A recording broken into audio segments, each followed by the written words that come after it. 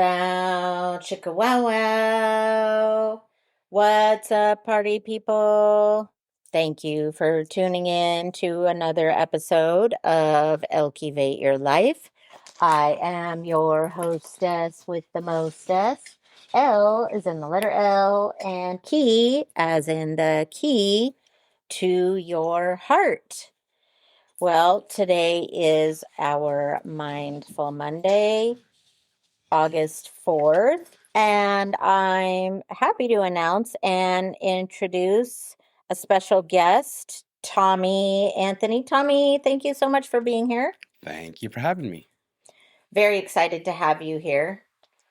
Uh, so, as you know, we've been talking about dating, the good, bad, and the ugly when it comes to dating, dating apps, dating experiences. And I am so glad you're here because I've been wanting to have a male perspective on a lot of these questions and comments. Yeah. So I think I qualify. Yes, you don't. Well, you're single, right? And you're I like am. traveling all the time and meeting people. Yeah. So having fun. that's good. That's good. That's Yeah. what it's all about. Are you on any of the dating sites? I am. I'm on Facebook dating, Tinder, and Match. Okay. What do you think about Facebook? I used to be on it a long time ago. What has your experience been?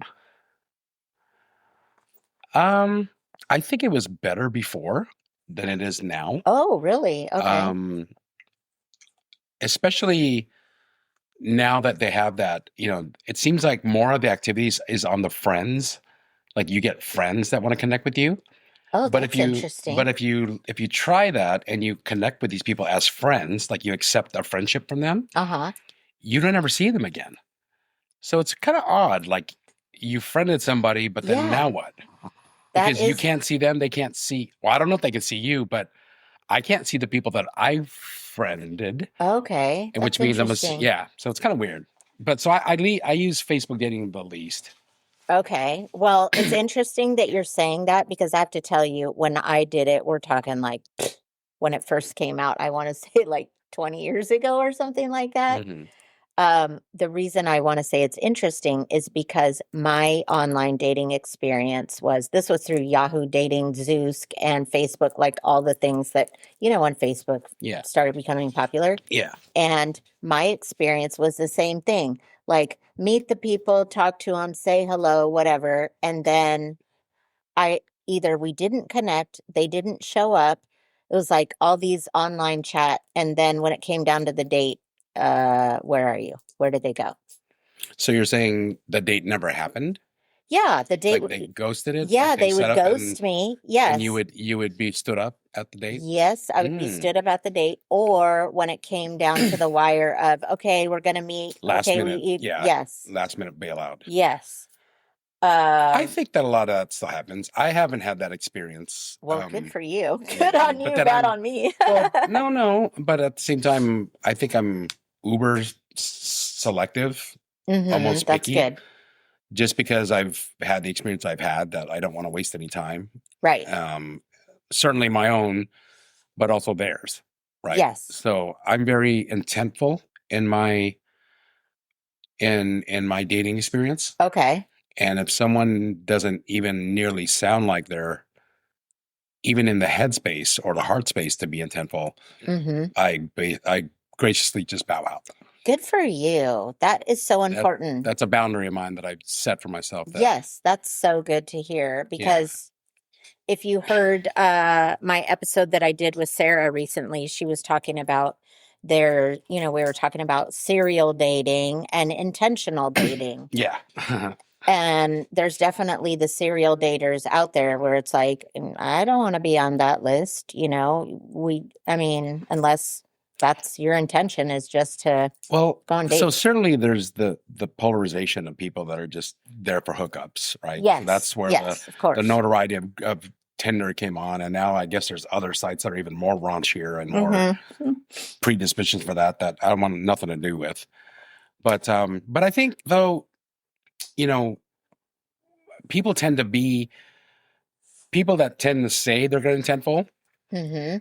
sometimes settle for miss right now, and vice Yes. versa. Yes. Some people who are just in it for the fun, Right. serial dating, Yes. all of a sudden they meet somebody and they're head over heels gaga. Yes, that's So true. you can go into whatever predisposition you want, Mm-hmm. but the heart's going to want what the heart wants going to want. Yes. Yes, I agree. Now that's True. now that's part of the challenge is the heart doesn't care about Right. your history, your past, your unhealed wounds, your blah blah blah. It doesn't care. Yes. The heart is carnal, right? And it's pure. It only Right. sees what it sees and it feels what it feels. Mm-hmm. And then we have to navigate all that. Right. No, you're so right. Well, it sounds like you have been, well, you have taken the time to think about what you want and don't want as far as in a partner and dating, unlike some of the men that have been commenting on the pods, which I'll get into in a minute. But well, I want to believe it's because I'm just very insightful and everything, and I have it all together. But no, this is all born out of pain.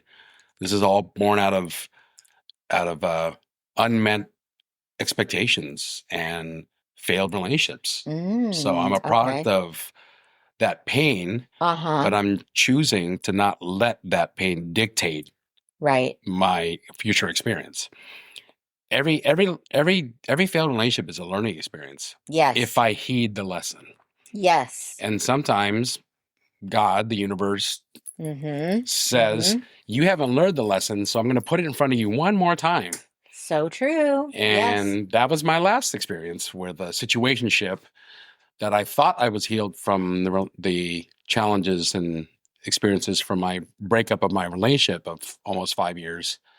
Prior to that, and I walked into it feeling good, meaning I wasn't looking for anything. It was a chance meeting. It felt good. It felt great. Okay.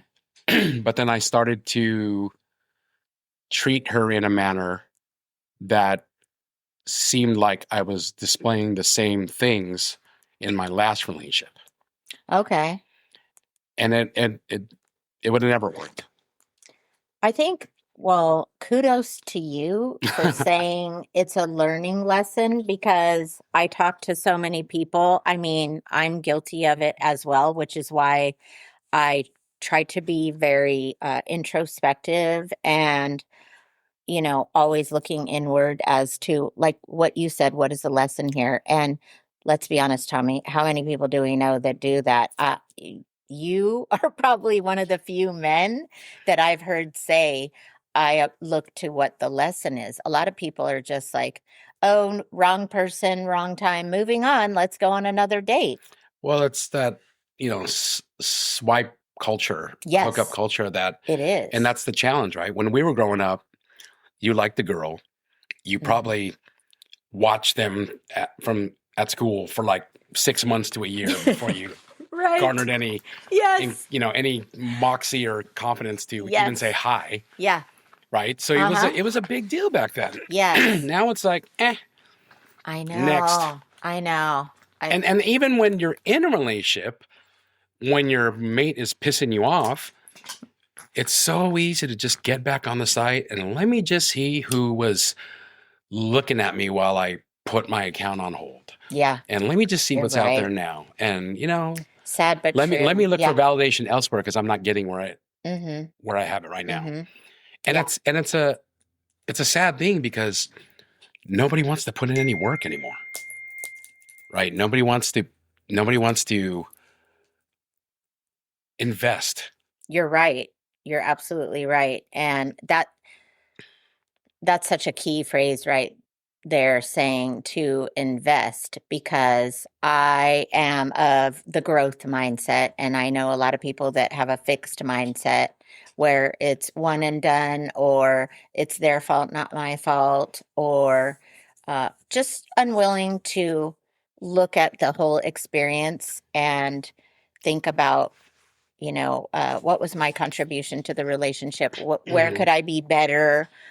What could I do differently next time? And you're absolutely right. Because of the world we're living in today, the modern technology, the swipe, like you said, just being able to swipe right or swipe left, depending on what it is what is your goal, what are you trying to do. It it it's so easy not to look inwardly and go, maybe I'm responsible for something that went wrong here. Well, Or we always are. It always takes two to tango. Now that percentage is never 50-50 necessarily. Right. Sometimes it's 80-20 and sometimes it's 70-30 the other way. Right. At any given time, right? Yes. But I think the challenge is that we don't want to invest because here's the harsh reality, Lucky, I believe. Everybody has pain. Yes. Everybody, especially at our age. Yes. Everybody has pain. Yes. Everybody has trauma. Everybody's been hurt multiple times. 1, 2, 3 divorces, multiple children, baby mamas. I mean, it's if I was a kid coming out right now and 16 trying to figure out dating, I'd be scared to death. Oh, absolutely. I'd be scared to death. Same here. Yes. I couldn't agree more. When I talk to my young males, either my nephews or friends' sons, I have very poignant conversations with them about being a man and staying within your masculine frame, or even knowing what the hell a masculine frame is. Well, share. What is a masculine frame? What does that mean? I mean, there's probably more textbook ways of looking at it, and you'll have 10 different definitions to the same thing.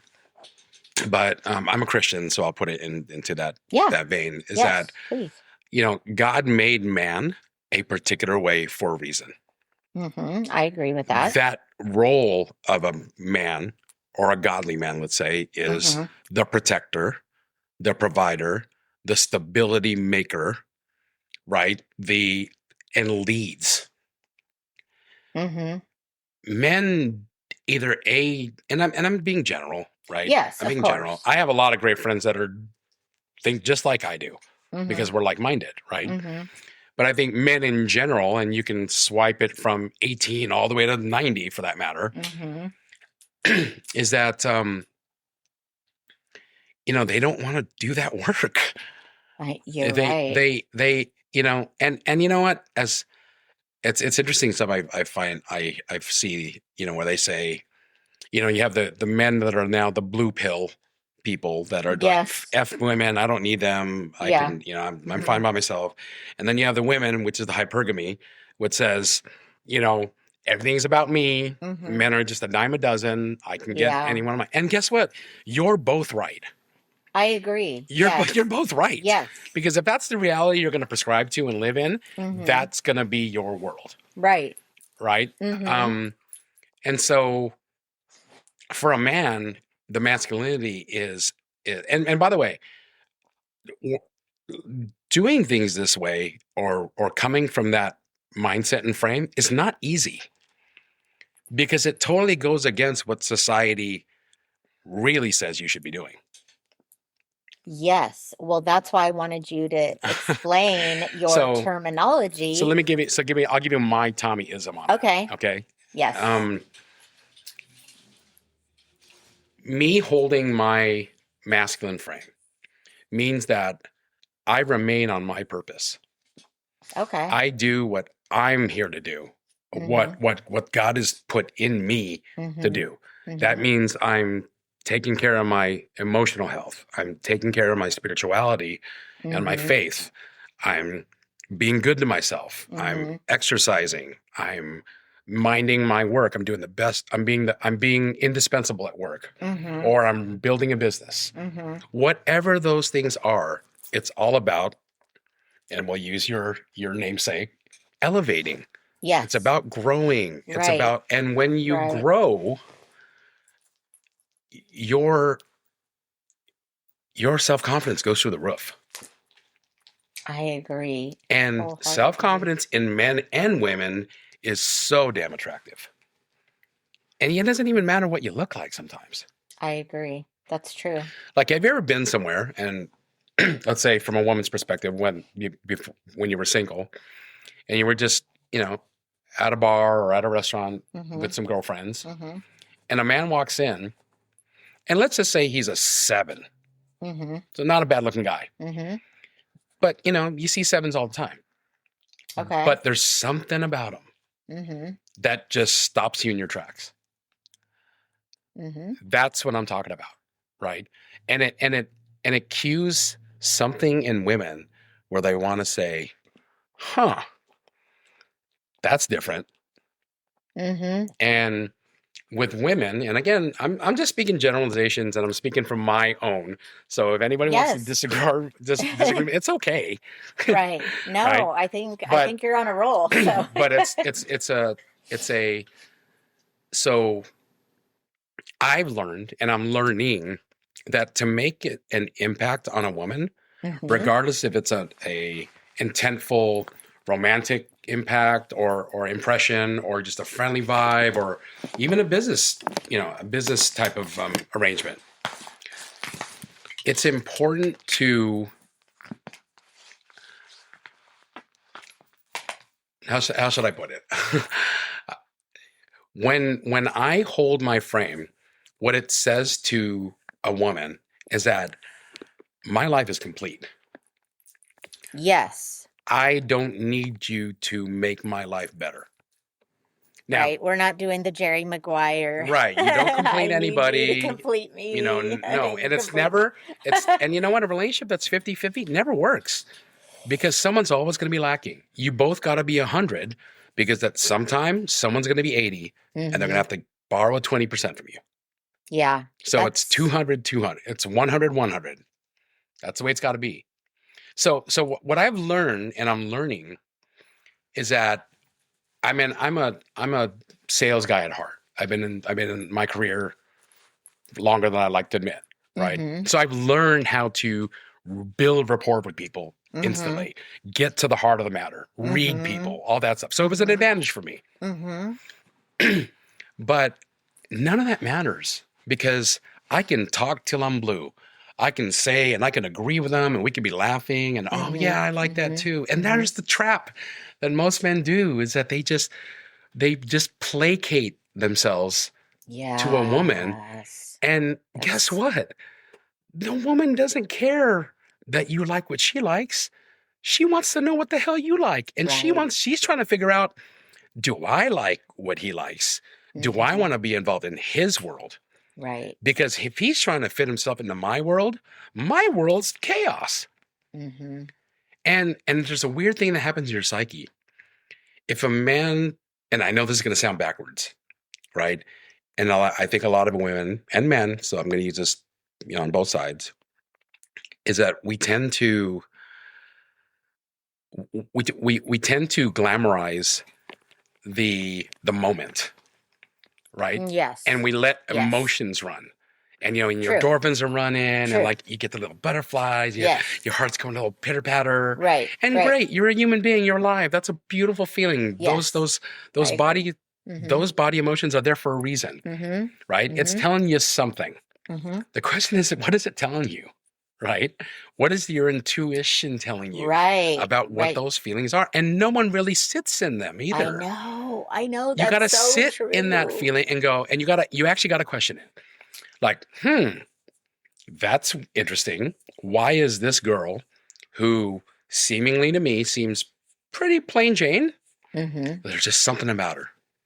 I got to find out. And I think, and the reverse is more true for women, I think, where men are always trying to impress women. Yes. Look at me. Peacock, pick me. Oh my God. I have money. I have muscles. I have cars. I have a 401k. I have. Yeah, but you don't have a wife because she divorced you and took half your shit, right? Right. Okay, now, it doesn't mean that he's at fault or she's at fault. I'm just being sarcastic about it. I got to chime in on that one, because I have to tell you, my dating experiences prior to getting married was just that. And my girlfriends and I talk about that all the time, how we don't want to date somebody. We have no interest in going on a second date when this guy's just like, I got a house and I got a Harley and I drive this and I drive that. And it's like, all these things are great, but how do you know I even care about those back things? in, back in the, the Great Depression, when women didn't have careers and had the wherewithal to be educated and fend for themselves, which is a double-edged sword. So we'll get to that. Yes. Right. Right. That was the checkoff box. It's for Yes. You're right. That was, can you provide for me? Right. Right. Can you help us raise children? Right. Can we build a life together? Yes. True. I mean, I know my parents didn't marry for love. My parents were immigrants. They married out of necessity. They were arranged. Oh, really? Oh. I mean, they liked each other, thank God. Yeah. But they were match made. I'm always fascinated. Now that's an interesting thing, because if you look at, Southeast or Eastern cultures like Indian culture and others where there are arranged marriages, those marriages thrive for some interesting reason. Right. Right. How does that even happen? Well, wait a second. Think about it. The people that match made you are the people that know and love you the most. Yes, that's true. That's true. So, I mean, if you fast forward to today, when we introduce a quality person that we think is going to be a good fit for a quality person. I mean, I have to say, just to put on my resume, I introduced my best friend Brenda to my boyfriend at the time, his best friend Darren, and they ended up getting married, having 3 kids, and it was all because I knew her. When someone comes to me, and it doesn't happen often, when someone comes to me and says, "Hey Tom, there's somebody I want you to meet," I actually perk up. I'm like, okay. And now I do ask the question, why do you think they're good for me? Yes. And of course that has to have some depth to it. Yes. Not just, oh, she's hot. Yeah. Well, okay. Yeah. So, and then again, I think also, so what I was saying earlier is that women these days, and it almost doesn't matter what the age is, you gotta, as a man, when you're in your frame, you gotta make them feel something. They remember the feeling of something when they met you. Yes. They don't remember what you wore. They don't remember what you drove up in. Yes. They don't remember your damn job and you spent half an hour talking about it. Right. But they remember how they felt. Yeah. Now, that's not easy. So then the question becomes, as a man, do I make her feel something, even though that's not me? Or do I just be me? And if she feels it, she feels it. And if she doesn't, that's okay. Well, I want to go back to something you said about being in your male frame, because this is where you and I have a lot of things in common.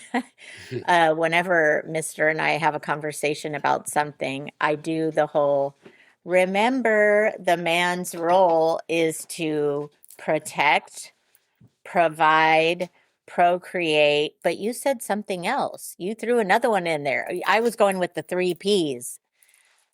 Well, there's stabilize. There's being a rock, right? Which means it's just your presence. You're not doing anything, right? Just being there. Yes, means the world. Yes, right. Yeah. Sometimes a whole lot is said without saying anything. Yeah. It's like Alison Krause's song, we're on it, right? Right. Yeah. The other thing that you mentioned that I liked was, it's not going to be, 50-50. And it's interesting you're saying that, because so I'm in therapy. I'm always working on my mental health, physical health, spiritual, all of that.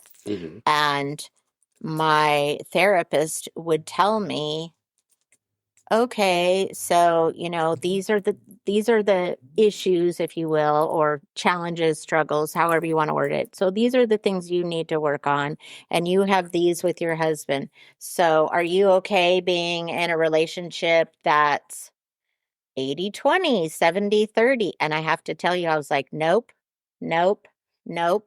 I need my partner I need us to be equal partners. Although I will say within that conversation and in that therapy session, I said, I recognize when one person's down, like, okay, I'm having a tough day. I need to cry on his shoulder. I need him to be my rock. And he might have to step up to emotionally support me. So that's in that instance, it may not be an equal because I need to lean on him, right? Which is what we were talking about. 80 and his 120. Right. He's got to garner the extra. Yes. And the reason I'm bringing this up is on our way to Santa Cruz this weekend, I was freaking out about something in the car. I'm sure it wasn't anything major, but it was something. And I was getting frustrated. And so as I'm at a 10, I turned and said to him, instead of giving something him instruction, yes, instead of saying something caring and nurturing, what I said was, when I'm up here, I need you to bring me down here. I said, I need you as my man and as my husband. I felt like I needed to communicate that to him because it's like we were both just running hot. And I was like, I need you to balance me out, basically. And in that moment, I had to communicate that. And what we found this weekend is when we go to the beach, we're like, he goes, I didn't know this was in my happy place. Like, you know that about yourself because I'm always reading and researching and whatever. And what he realized this weekend is the beach is my happy place where I can center and be retrospective, introspective, sit in my feelings, sit in my thoughts, all the things he doesn't like to do, which I do, but he's learning. Because he's a man. Yes. Society doesn't want men to be vulnerable. You realize that, right? No, it goes back to the whole, don't cry, you're a man. Yeah, I'll give you something to cry about. Right. Yeah. Like, suck it up, buttercup. Right. Right. Exactly. That's the male experience. Yes. Now, the interesting thing is there's women that will say, I want a man that's in touch with his feelings. I want a man who's vulnerable. Right. I want a man that can cry. Bullshit. Yeah. Until they do that. Until you do that. And then it's like, what are you doing? And then you're thinking, well, you quit being a little bitch. Yes. That's so true. Now, here's the challenge, though. You can't tell a man to be a man. Yes. Because by a woman telling a man to be a man, that already infers that he's not. Yeah. So you think I was wrong to say I'm not saying you're wrong because I wasn't there and I didn't hear the conversation. The underlying conversation. Yes. Right. I mean, we all have times when we get frazzled, right? Situations happen. We get a phone call, we get a text, something goes off kilter. Right. I think for a man to be in his masculine frame is to say, if I see my woman freaking out over something, okay, the masculine frame is not the white knight. It's not, let me save my woman from this tyranny, from this, let me help her with her because let me help her. No. The way to go about it is that my woman is capable. She's a smart woman. She'll figure it out. And she knows I got her back for anything she needs to lean on me for. That's the frame. Okay. It's not Bob the Builder and Mr. Fix-It all the time. Yes. Because what the hell do I know about women's emotions and feelings and stuff? Well, I will tell you, since we're talking about this and I brought up this scenario, is in the situation, he goes, well, I don't know what to do when you get upset like that. I don't know what to do. And I go, okay, you could ask me. Okay. So that was good. And it was I good agree. For him to say, I don't know. Yes, I agree. I agree. I mean, I've had a long, successful sales career, right? And one of the rules that I teach, people that were on my team, and especially when they're junior, is, hey, dude, don't fake the funk. If you don't know, just say you don't know. I agree. But what you do say is, I will note that, and I will come back to you with an answer. Yes. See, this is another thing where we have in common, which I didn't even know until today, is that both of us have been we know each other from fun and karaoke and dancing, and old school hip hop and salsa dancing. But you just added another layer, which is so exciting for me, which is we both have been in like customer service sales, and we have learned how to read people, mirror match people, understand You would think we'd be energies. the best at relationships. Yes, exactly. We should have a master class. Sometimes I think it's a curse because I think I have somebody figured out, and I was wrong. Yeah. Yeah. Well, relationships are different than when you're in the business Of course, prospect, 'cause, you know? Yeah. Yeah. What I will tell you that I feel good about and what I get some grief from the ladies is I tell them You before. get grief from other ladies? Yeah, What? I get No grief from way. other ladies about like, Seriously? well, so fun fact, before Mr. and I got into a relationship, I told him I have a 90-day rule. And that 90-day rule is basically for us to get to know one another. And it wasn't a Steve Harvey thing. I know about the books. I know about that. But it was like, if I need 90 days to learn a job, I need 90 days, a minimal of 90 days to get to know a person, right? Mhm. And during that time, I don't believe in being intimate with that person. I don't mean a hug or a kiss. That part was okay. But I set the It's your guidelines it's your and my boundary. boundaries for It's your boundary. myself. Okay. And so when it came to the part where I was like, okay, clearly this guy wants to pursue a relationship with me, I remember the moment like it was yesterday. We were at Foz. It was before the crowd came. We were sitting at a table. We were talking about, what are you looking for? And I was like, okay, we got to have the conversation. And so what I did is I said, listen, if we are looking to have a relationship, which it feels like that's where this is going, I just want to tell you, this is the type of woman that I am and what I'm looking for. And the way I describe it is I basically put my cards on the table. Like I've been married, and in that I said, I don't need a man because I didn't, right? I had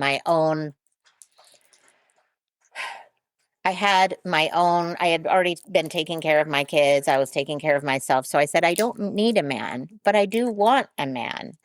And this is who I am and the type of woman I am. And I basically laid out all my cards on the table as far as like, I have kids. I'm looking for someone that's chivalrous. I'm looking So it's interesting you say that because, it's all that. I don't need a man. Like songs are written about it now. Yes. Right? Yes. Like, and what's the other song I heard the other day? And girls are players too, and all that stuff. Yeah. Yeah. It's catchy to dance to, but like, oh my God, what the hell are we talking about? Right. Yeah. So I beg to differ. I believe that, and forget that it's biblical at the moment. I just beg to differ. A man wants to be with a woman. Mm-hmm. And we'll leave the whole LGBTQ, I don't even know the rest of the vernacular, out of it all for a moment, because I'm just generally speaking. Right. A male wants a woman. And a woman, okay, I'll change it. A man needs a woman. Yes. And a woman needs a man. Yes. Like, yes. Let's just cut the bullshit. Yes. Like, yeah, you're good at it, Elkie. Yeah, you mastered the it's all up to me and I do it and no one's there to do it. And you figured it out. Mm-hmm. And God bless you for it. Mm-hmm. You didn't want to do it. No, I didn't. You're right. And you don't want your daughter to ever go through it. Right. True. Right. So we can be as proud as we want over our pain and the things that we've suffered from, but it's not what we want. And I think so many people go into these engagements and getting to know somebody with that attitude, and then that's where the game playing starts, right? That's oh yeah, he texted me. I'm not going to respond until tomorrow. Right. Oh my God. I know. I struggle with. I don't want him to think that I like him that much. And the guy's like, yeah, man, I don't want to respond so thirsty because she's got to know that I got other girls that I'm talking to. Also, oh my God, you don't got to say it. Everybody knows. Right. Everybody knows they're talking to, hell, you may be talking to the same people. You never know. Right. Well, I think I realized when I had that conversation with him, what I was trying to let him know was that I wasn't one of those women that was like, you got to pay my rent. You got to do this. I think that's where I was coming from when I was saying I don't need a man. Like I don't need to lean on you for this because, and the reason I had that conversation is because my girl had just told me, my girl, God bless her, Unique. She's married to the man that she gave the list to, but she was like, oh, I told him you got to do my nails. Like she was very specific.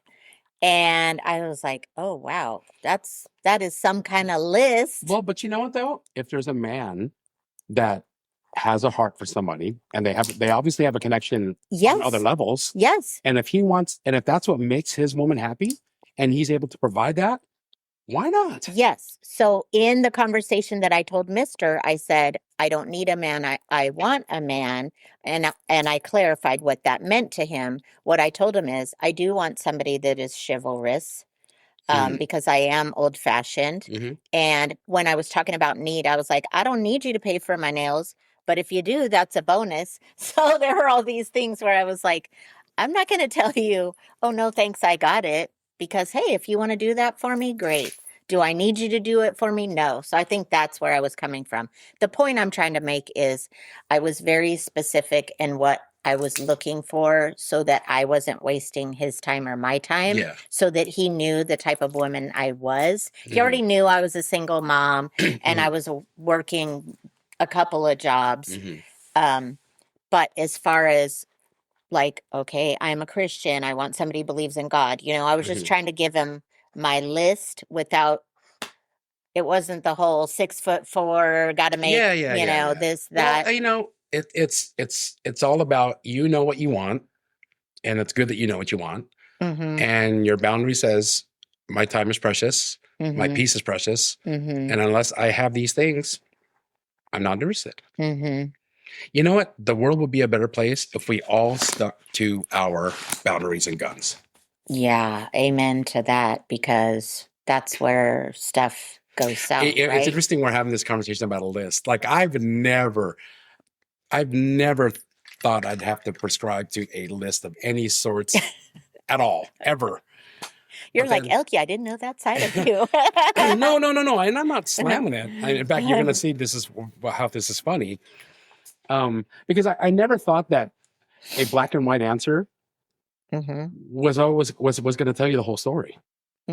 Right? It's the moment that those things that you say you are and you need, when it happens, that's the moment I'll know whether you really need those things or not. Right. And then there's this whole other dynamic. There's what I want versus what I need. Yes. Now, that's a whole other thing. That's probably another show. Yes.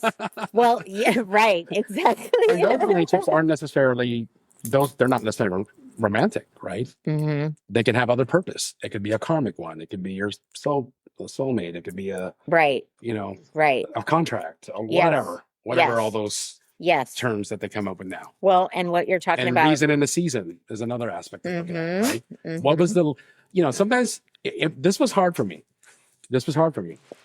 I had to realize that sometimes they were in my life for a lesson and I was in their life for theirs. And once that lesson was realized, it was over. As painful as that was, it was over. Did I grow from the lesson? Absolutely. Yeah. Did I learn the lesson? I'd like to think I did, until it's such a hard lesson to learn that God keeps allowing me to place myself into situations where I got to go figure it out again. Right. So in my last situationship, that's what it was. I was exemplifying things from my prior long-term relationship that I broke up with. And I didn't think I was acting in the same manner. But if you look at it from the outside in, I was. Interesting. I put her so high up on a pedestal that I gave her every grace in the book to not show up in the manner in which I needed her to show up, even though I've told her several times. And I was older than her too, by a lot of years. So I thought there was a maturity thing, but I'm thinking by 35, I mean, you should already know what the hell. Right. Apparently not, especially when you've never been married, never had children, and your life is just kind of like one party to the next kind of thing. Right. And, and we met under a party atmosphere. So there was no reason to believe that was a bad thing because we both danced the night away. We had a blast. And when we would go on vacations and all that, we would have a blast. Mm-hmm. But it lacked substance. It was, interesting. We were good while, anybody can be good on vacation. That's true. Anybody can be the best behavior. Anybody can with their guard down. Oh my gosh! Look at The Bachelor, The Bachelorette, Love Island. Yeah, all that. You were living that. You're living at palm trees on the beach. Like, how hard is life at the moment? Right. Like, exactly. Yeah. So yeah, it's something I'm rifling from, and I'm learning more about myself. But I was saying about this list. Yes. So a buddy of mine, I was in the Philippines for 2 months. So I semi-retired from the tech industry early to do my own thing. Mm-hmm. and I'm doing those things. Mm-hmm. One of those things is a digital media company, and our developers are in the Philippines. Oh, okay. So we have a team of developers in the Philippines. So I went to the Philippines to, meet the team and all that stuff. Yeah. So it was a work pleasure trip. Okay. Supposed to be 3 weeks. 3 weeks turned into 2 months. Okay. Because I was loving it. Yeah, I was going to say I was loving it. It's a different energy. Oh, yeah. The women are different, and that's a whole other subject we can get into later, but it does tie into the whole boss bitch thing. Oh, yeah. I don't need a man thing. Right. Right. Mm-hmm. But anyways, I digress. I met a couple, an older, hardworking gentleman, salt of the earth guy from Wichita, Kansas. Right. Mm-hmm. Works 7 days a week, man. Mm-hmm. He's just hardworking, about as Americana as he gets. Okay. Right. Really good guy. Mm-hmm. Met a very, very wonderful Filipino woman in his travels there. Uh-huh. Okay. And they were adorable. I was at the same resort as them, and I watched them just engaging each other. And I thought, wow. That couple is really in love. Aww. And I was envious. I'm not going to lie. I was envious. I was like, man, that's what I want. Now, on one hand, it was like, see, it can happen. Right. I just got to keep on coming on. Mm-hmm. Just keep being authentic, and it can happen. Mm-hmm. Right. But anyways, with this recent things that I've been going through, I reached out to him just the other day, by the way. Mm-hmm. And I said, man, when I saw you guys were just so wonderful, but I got to ask you, I imagine you kissed a lot of frogs before you got to your princess, right? He's like, oh yeah. I go, so what did you do? Because you did that, because what works in the United States doesn't necessarily work in the Philippines. Right. And vice versa. And vice versa. Mm-hmm. For societal reasons, for all kinds of stuff. Mm-hmm. I go, well, man, I'm going to tell you something. He goes, I never got married before. Because I can never find anybody that can match my energy, that can match, that wants to do the things I want to do. And so I looked at dating as I look at my business. Okay. Right? And I put it out there, and I interview these women. And I was like, that makes complete freaking sense. When you go on a job interview, you're interviewing, they're interviewing you. You're interviewing them the same way. Yes, absolutely. You're trying to figure out if there's a match here at all. Yes. And then, even then, to your point, you're on 90-day probation to see if this is working a match. Out. Yeah, absolutely. Out. So he's like, he goes, so what I did, man, is that I came up with a list of questions. Oh, and I'm like, smart. Okay. And he goes, and I flat out, and this is early on.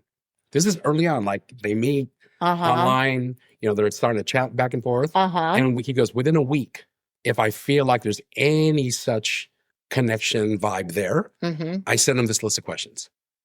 Okay. I'm like, you email them to him? I go, yeah. I email him, I text him. Wow. And I said, would you please mind answering these questions? And I will do the same as soon as you're done. So it's not like a interview per se. Right. It's a two-way street. Yes. She's obviously got to like the answers that I give. Right. As well. Mm-hmm. Right. Mm-hmm. So I'm like, wow, that just seems really, and I told him, I got, that seems really bold and robotic. Right. Yeah. He goes, yeah, it is. Now, here's the thing, dude. You would think that it would be easy for women to just do this because they know what they want, right? Check. Fill in the boxes, right?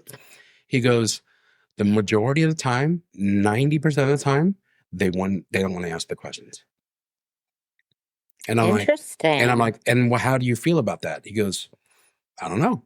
If they refuse to answer the questions, or they just say I'm too busy for that, or they kind of laugh it off as a joke, I just block and delete them. Yeah, because why do you gotta? What's more to talk about? Right. These questions are important to you. Yes.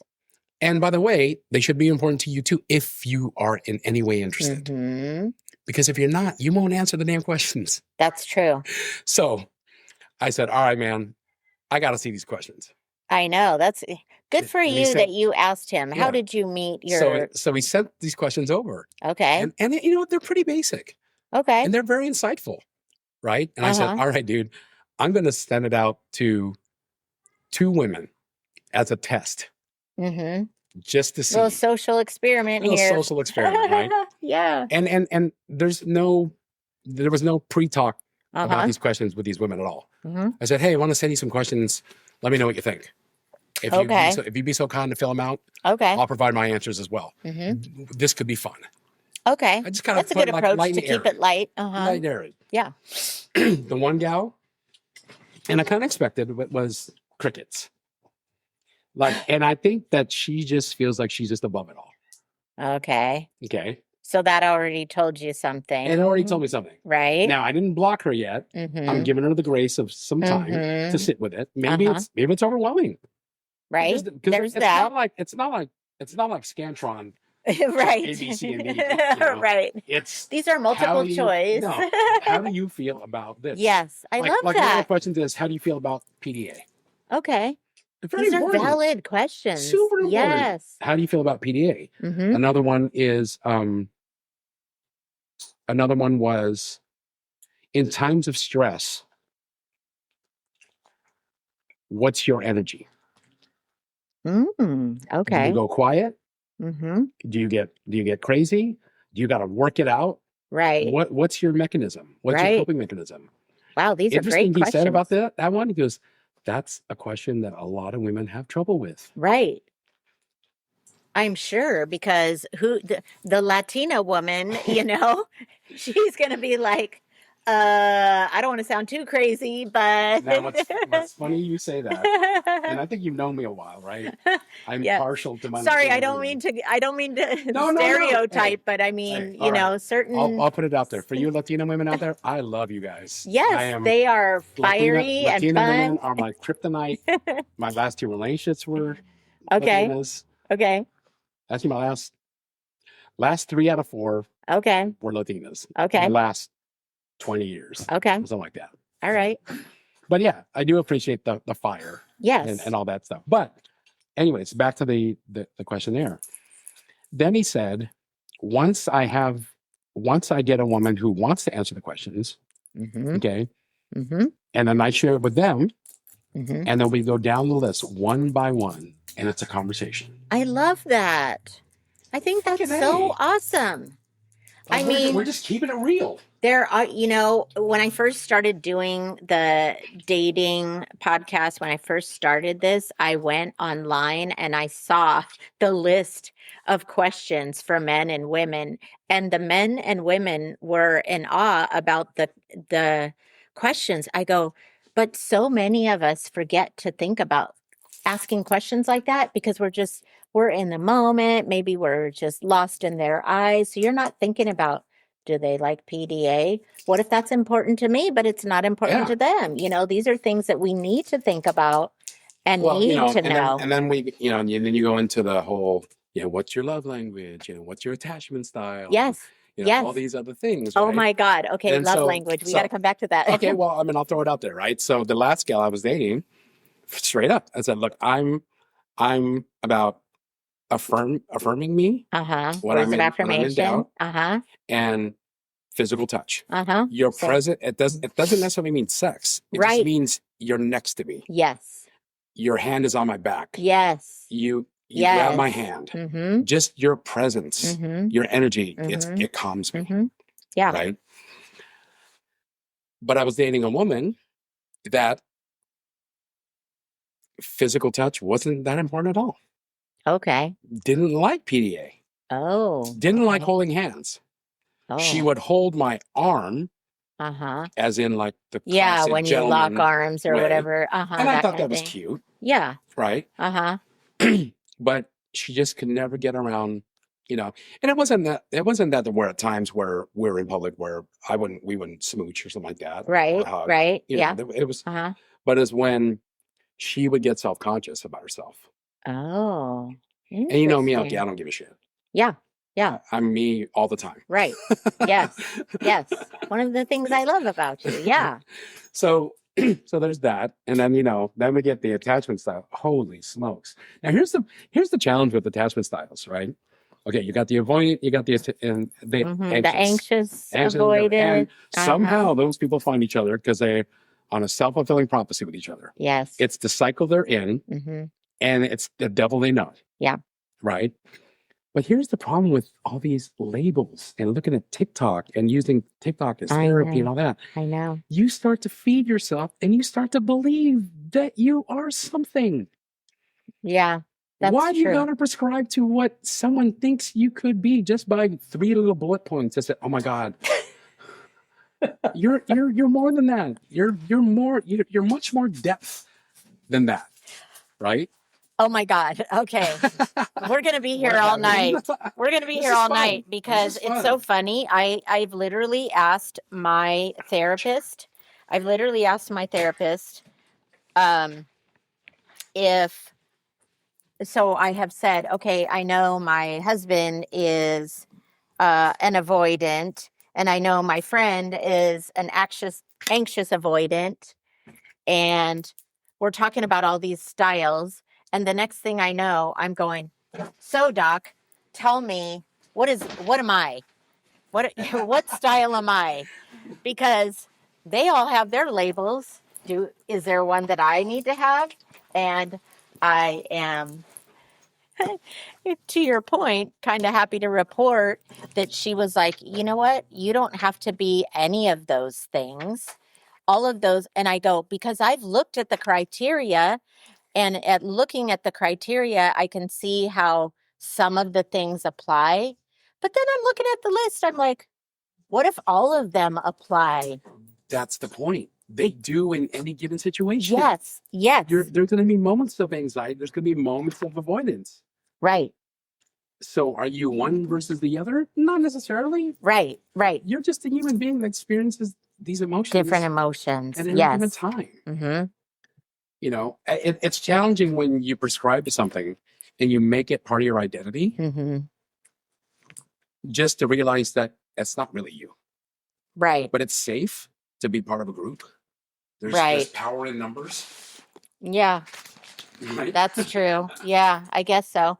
That's interesting that we're talking about this, because literally over the weekend I was telling my husband that I wasn't in a clique. I went to Castro Valley High, and believe me, there were cliques, but I said I was classified as the Castro Valley regular because I had my own style.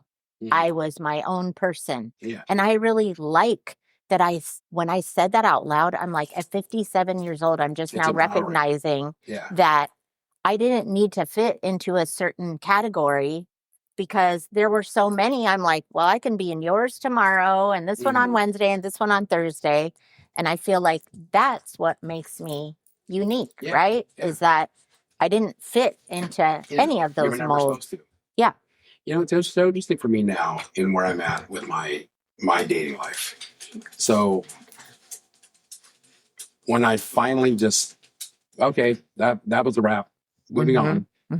It's and Leo energy. When we're done, we're done. We're done. Yes, I know. Like you may as well be dead. Yeah. Kind of thing. Yep. So where I'm at now is like, oh man, here I go again. One more time. But now it's just kind of like, I'm just tired, Elgie. I'm tired of the dance, the game, the 20 questions online first, and then just to realize that they don't actually want to have a conversation. They want text validation. I don't have time to be your validation whore. Right. You know? Right. And so for now, where I'm at is I'm really good at being single. That's good. I'm good at being single. Yeah, you should enjoy it. Yes. I have a very active dating life. Okay. That's good. And the vast majority of it, in fact, 99% of it is not from online. Awesome. It's not. It's seeing a girl at Starbucks. It's meeting a girl and meeting a girl on the dance floor. Yeah. It's just organic stuff. Because that's who I am. Like, I was just going to say, that's so who you are, because you behind the screen as opposed to you in real life is not to say that you don't exhibit yourself online, because we've known each other throughout COVID and all that. Yeah, before online. But you have such a big personality that I think somebody like that's why we you gravitated to each other. Yes, right? exactly. And I appreciate that you said that about me. Yes, you know? I feel like sometimes behind the screen it doesn't show our true selves and our authenticity, our energy. Yeah. So here's the challenge with being good at dating, right? Sometimes I feel like I'm so good at this that, yeah, I could do this for the rest of my life. Okay. I could just date this gal, have our fun. We have another date in a month or so, or we don't. That's okay. I'll meet somebody else. You know, it's kind of like, you know what it reminds me of? And I'm just going to sound terrible, but the Jerry Seinfeld commercial where they're in the coffee shop and the girl says, hey, we got to talk. And I'm just not feeling this. I think we should break up. And Jerry Seinfeld looks at her and goes, oh, okay. Yes. Oh, okay. Yeah, it was great. And he's already starting to get up. He's like, right. Oh, it was great to meet you. And she's like, whoa. Right. You're not going to fight for me? Fight? Oh, no. There's plenty of other women I can meet. It's okay. You'll be fine. And he taps her on the head as he walks out. Yes. If Jerry Seinfeld is not gangster, I'm telling you, Jerry Seinfeld is gangster for that. I know. That was a fucking gangster move. Man. I know. It really was. and so you're like, that's kind of my attitude now. It's kind of like, you know, and I don't want to get so wrapped up in the whole blue pill thing where I start hating women, because I love women. I love women. I mean, you can hang out with your boys as much as you want. Right. But the energy between a male and a female is beautiful. It's wonderful. Yeah. It's why we're all here. Right. None of us are born until that shit happens. Right. Right. So we're doing something right. Right. Right. Yes. Yes. But we are our own worst enemies in this stuff. Yeah. Right. But we always come from fear, and you know, and I'm still the same way, right? I don't like to say I see red flags. I see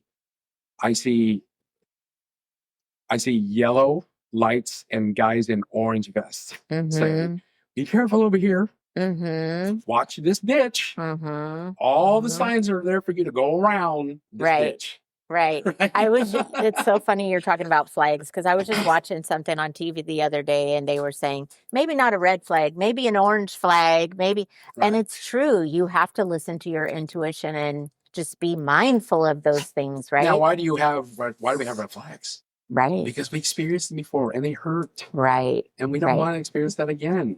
Right. So, but here's the thing is they don't know it's a red flag. So you got to get to the point where you have such a relationship where you can have the discussion and find out, hey, is this something you can change? Because if it's not, it's okay. That's okay.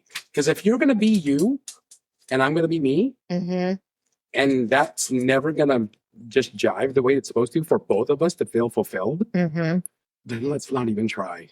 Yes. Let's not even try. I agree. I know. Whatever happened to just being honest and open and transparent? If you heard my last episode, I was talking about this guy that I dated in high school. Well, I knew him from high school, and we dated in my 20s, and we were at each other's place every night. Come over for dinner. You come over for dinner. Go to the movies.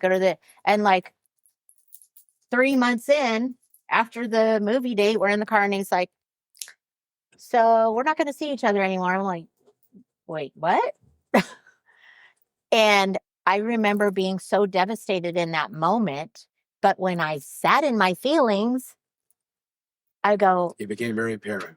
yes, I was like, he did me a favor because I wouldn't want him to drag out something just because we had good sex or good dinners at each other's houses or good time, but it wasn't going to develop into anything. So I actually sitting in my feelings and getting over my ego, I was like, that was really considerate of him to say, look, I had a great time with you. We like each other, but it's just not there. The hard part for me in being good at dating, and I think you met some of my girlfriends in the past, right? I've never had a problem attracting a beautiful woman. Right. Inside and out. At least in the time that we're good. Yes. Right? Yes. But with this energy of like, yeah, I could just be the, you know, the older, sophisticated guy that dates younger gals and just has a great time and then, you know, go on vacations and you know, treat them like queens, and then, you know, next vacation it could be somebody else. Right. I could totally see myself doing that, Elkie. But here's the problem. It's not who I am. Yeah. It's not who I am. Right. Right? I believe in Christian values. I believe in a man and a woman. I believe in the covenant. I've been married twice. Both times, both of my wives were not believers, at least in the way that we needed to be to survive. So I told myself, like, I'm not dating anybody that's not a believer anymore. Good for you. So you knew that was a deal breaker, that you had to have that. I'm not doing it. You know, A. B is, the other thing is that if you don't know anymore, and I'm not faulting you for it, if you forgot or never really knew how to be feminine, I'm not going to be the guy to teach you how to be. Right. I can't. That's not your job. It's me being a man in my masculine male energy that's just going to naturally come out of you. Yes. Because your soul needs that. Right. And if you don't recognize it, there's nothing I'm ever going to do to convince you otherwise. And why should I? Right. You're absolutely right. So, I mean, believe it or not, I'm turning 55 on the 17th in 2 weeks, less than 2 weeks, right? Or 13 days. Okay. I still want to be married. I want the dream. Yeah. Now, I don't want the white picket fence anymore. I want passports. I want passport stamps. Right. I want experiences. I want sleeping on bungalows on the beach in Phuket. Like, that's what I want. Yeah. Right? Right. I want, you know, I want public sex under a waterfall. Yeah. No one's looking. You know, that's what I want. So it's really hard to find. I was dating a gal, and she said, and actually it was the gal that I was in the situationship with. And she said, she's like, I can't keep up with you. And at the time I heard that, I took it as a compliment. I took it like, yeah, that's right. I'm older than you by a lot, but I'm keeping it moving. Right. I'm keeping it moving. But the reality was, it was her saying, you're not my person. But I only realized that after I broke it off with her. Because, you know, when we do that, we break things off. Then we go on the postmortem and the why, because we want it to make sense. Right. We want it to feel like it wasn't for naught. So when she said that, I was like, holy shit. What did you say in the moment? Did you say, yeah, you can, you have it? No, I think I said something about, I go, you know what? Not too many people can keep up with me. Okay. Because that's the truth. Right? I just go. I just go. And sometimes I got blinkers on. That's how I ran my businesses. That's how my career. I just go. And the people that keep up with me are the people that can and maybe should. If you can't and you don't want to, it's all good, baby. Right. I wish you nothing but the best. Bye. Right. Okay, bye. Well, yes, we don't want to try and change anyone. We want somebody that's going to complement us, right? To complement our energy and not try to convince somebody to be something they're not and someone they're It's not. interesting. I'm still friends with our previous ex, but we're still great friends. And sometimes we reflect upon our past together, right? And she would say, and how we love karaoke, right? It's therapy for us. Yes. The last thing I'm trying to do when I go to karaoke is hook up. Right? Usually it's the same old damn people, and we're all just one big happy family anyway. Yes. Right? Yes. And so she was saying how when we were together, and by the way, she was a high-powered senior vice president at a major Silicon Valley corporation. So it's not like she didn't have sphere of influence and 300 men and women reporting to her and boss bitched it out and all that, right? Right. But she would say to me is when we would go to karaoke and you were on that stage and you would sing, you would look at everybody. And I could see these women just swooning.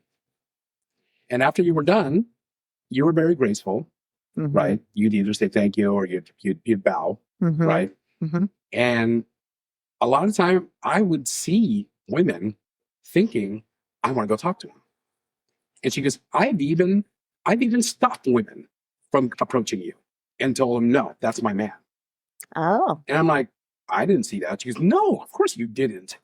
Because you're oblivious. Right. When you're in that zone, you're oblivious. Exactly. That's right? I'm just having a great time. Right. And I was like, okay, so what are you asking me to do? What back then, what were you asking of me? What would have made that right? Me stop singing? Well, that would have never going to work. So what was it? She goes, I don't know. It's just, I go, yeah, but you also realize I had men coming up to me saying the same thing. Yes. So it's not like I was kicking game to get her away. Now, when I was single and I had an attraction for somebody, would I walk over them gracefully and sing a few bars and look them right in the eye? Sure. Absolutely. I'm nice. Yes. I'm that, right. Sweat. Let's go. Right.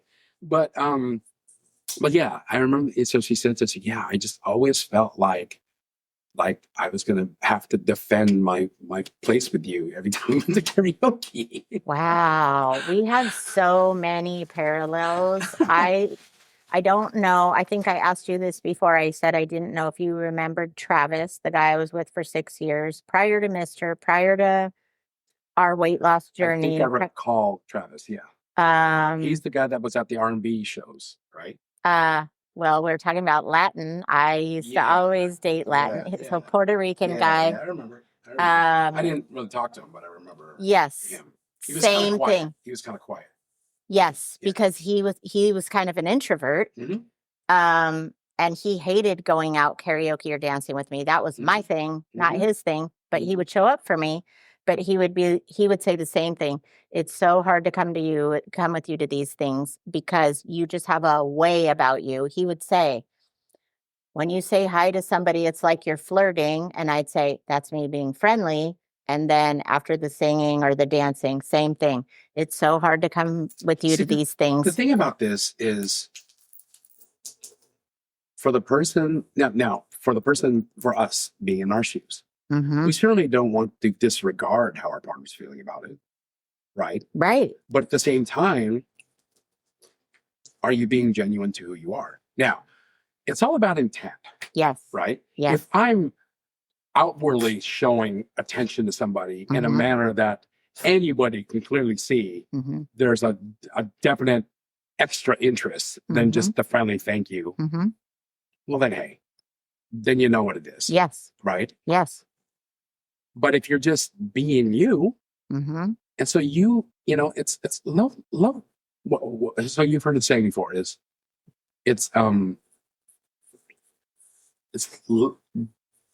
just gotta love the person you're with.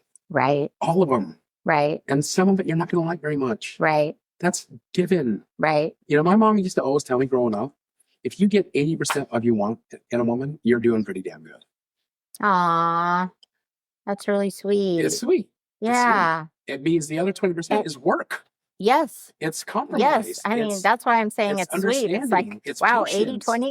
It's Yes. patience. Well, use whatever scale number you like, but yes, no, I appreciate that. 60% is a passing grade. Right. Well, I'm just thinking a perfect example is Mr. comes with me to karaoke and he doesn't like to sing. He will be my fan club. He will video me because I want to watch it and reflect and go, oh, I sounded terrible there. And I want to correct myself. I want to work on myself. But also I'm like, he goes, I don't really like it. I go, you think I like going to your football games and sitting in the stands for hours, sometimes by myself, sometimes in the cold? It's not my favorite thing to do, but I'm doing it to support you. Yeah. So I think that's a big cue right there, right? If you have a life and you built the things around you that you enjoy and they serve you, why should you ever stop? Yes. God forbid, stop for somebody. Right. Because all that's going to do is build resentment. Exactly. One of the girls on my show the other day, she was talking about, it's a show that I'll probably get heat for, but it's called The Valley. And it's like a spinoff of Vanderpump Rules. If you've ever watched that, it's a reality show. And so Brittany is talking about her husband, Jackson. She's basically saying, I lost my sparkle with you because he wasn't attracted to her anymore. He didn't say she was pretty, all these things. And so she basically dimmed her light to appease him. So she wasn't being authentic to who she is. And so us talking about the karaoke thing is just making me realize that with Travis and with Mr., the things I've said is these are things that I enjoy and I do for me. If you want to come with me and support me, great. If you don't, that's okay too, because I have my tribe. But you want your partner. Ideally, you want your partner. I used to say that. So the long relationship I was in, she wanted nothing to do with karaoke. She wanted nothing to do with my martial arts. Mm-hmm. And she wanted nothing to do with my family. Ooh, Three biggest damn things in my life. Yeah. Besides you. Right. So I'm going to give up those three for you. Now I get it. If we're going to be married and the covenant forsake others, I get that. We're not there yet. Right? This is trial. We're figuring that part out. Right.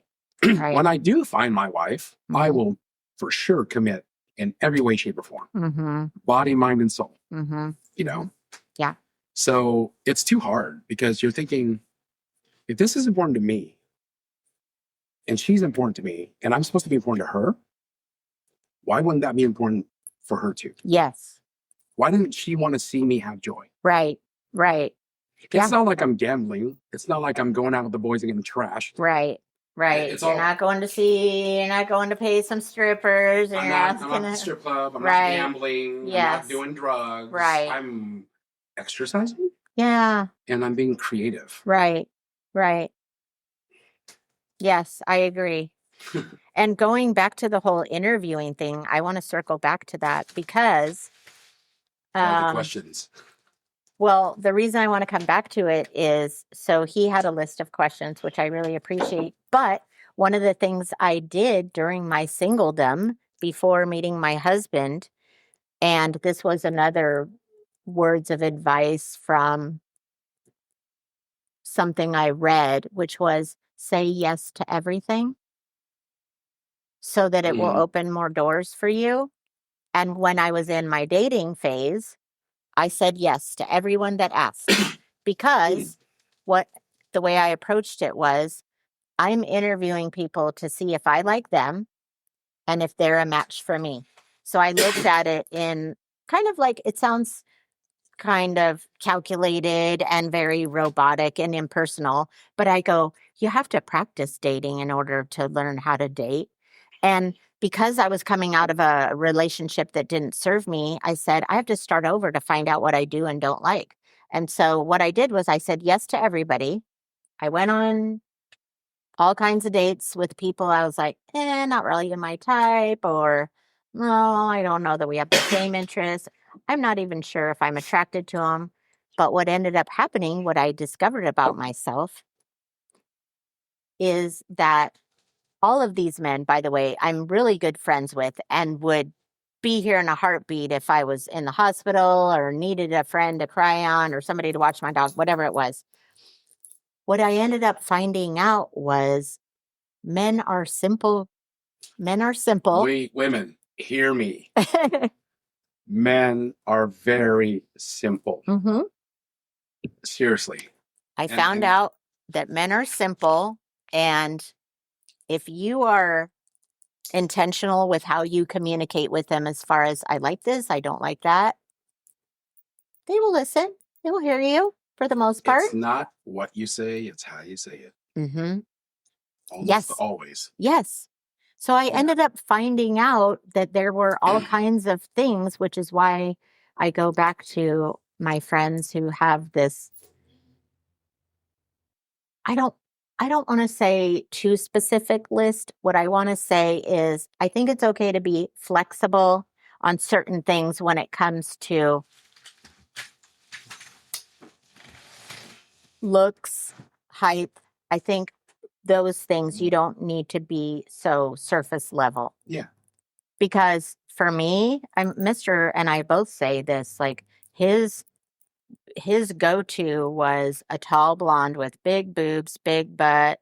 And I'm like, my hair's not blonde. And he was like, oh, hair to here. Like he had a very specific list. And mine was the opposite.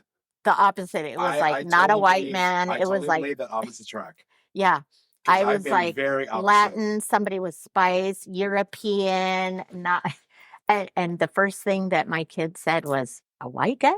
You're going out with a white guy. Well, okay. So when I say that the list that I borrowed from my friend gave to me, it wasn't a list of my requirements. It was just questions to inquire about. Yes. No, I think it's just me trying to get to know them as a baseline. Yes. So and I think that's awesome. So interesting enough, I just checked it. And so one of the new gals I'm talking to, this is very new. Okay. Like recently new. And I just sent it to her.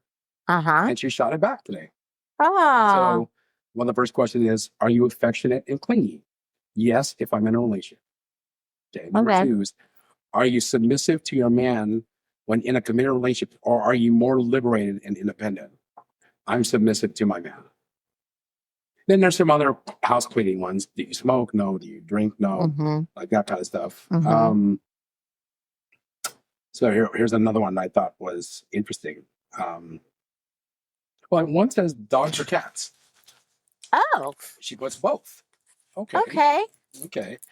So these are the easy questions, right? So you can't hit them with all of them at once, right? You got to test the waters. Yes. How many questions are on this list? So the first part is, let's see, it's got to be at least 25. Okay. 2, 3, 4.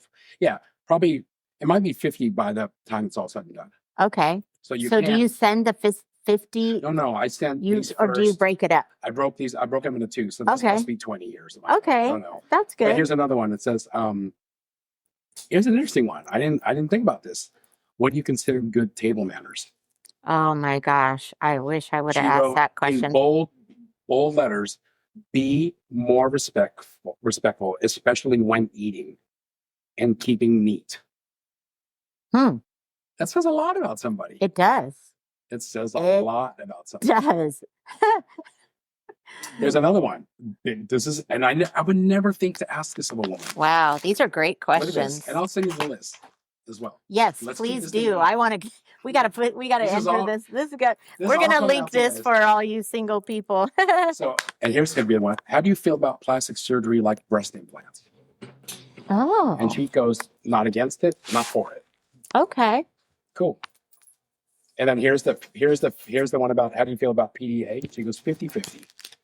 Now, I think that was really insightful, because that means, really what that means to me is, do you feel safe in the moment? Do you feel safe enough to be vulnerable with me in a public setting? Right. So that's just as much my job as it is hers. Right.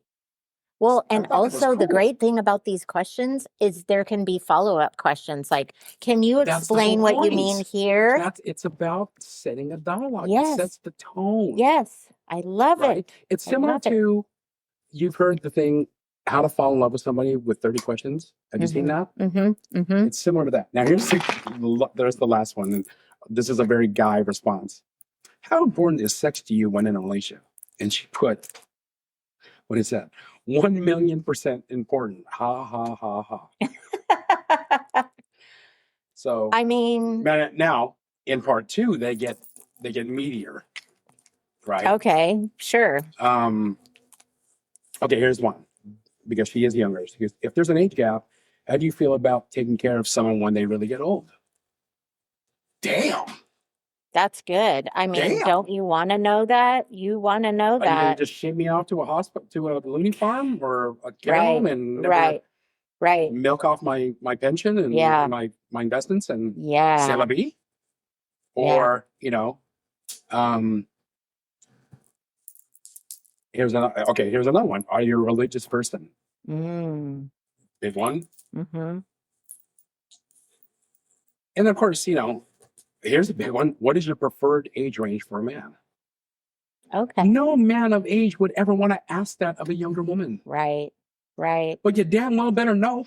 Yeah. Yes. Well, these are great questions. I'll give you one more just for the road, but we'll figure this out.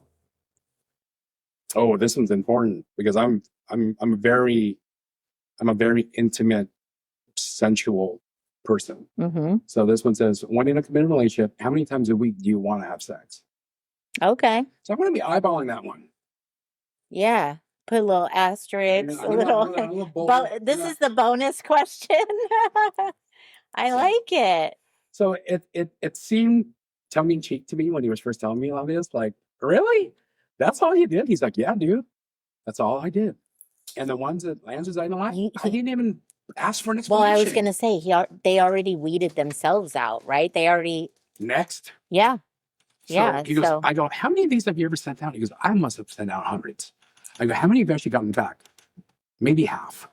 And I'm like, and how many were actually dead on exactly what you wanted in next to every one of them? He goes, maybe 30. I'm like, damn, dude, that's good numbers. Yeah. That's really good numbers. Right. You know, right. 200 to 30 are at least in the pool. Mm-hmm. Right. So did you date all 30? He goes, oh, no. That's when we went into the dialogue. And that's when I vetted to understand. Okay. Was she answering because she wanted to hear? She wanted to tell me what I wanted to hear? Or was it real? Or was it honest? Yeah. Interesting. Well, if you think about it. So, and then finally, what it came down to is why I even approached it to begin with. When I saw that love between them, he goes, with my wife, she answered all the questions in 30 minutes. She shot it back. We met. Well, we had dialogue about the questions. We decided to meet. And in that instant, in the moment, I knew she was going to be my wife.